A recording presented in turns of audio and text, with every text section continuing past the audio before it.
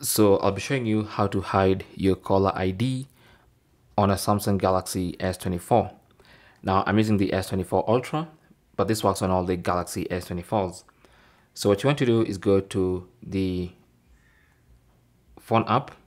Okay, you can tap on it from there or from the home screen. And then make sure keypad is selected so you can actually see the keypad. And then tap on the three dot button in the top right corner and select settings. That will take you into call settings. Now here, scroll down and tap on supplementary services.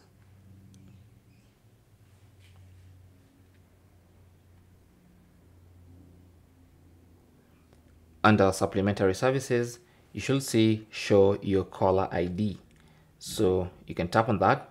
Mine is set to network default by default. So that means my network will choose the setting for me. But if I want to hide, I can choose never. And now it says show your call ID set to never. And now when I call someone, they'll not be able to see my phone number or my name that I'm the one calling. So my caller ID is going to be hidden when I make phone calls from this phone. And that is basically how to hide your caller ID on the Samsung Galaxy S24. Thanks for watching. Comments and questions down below, and good luck.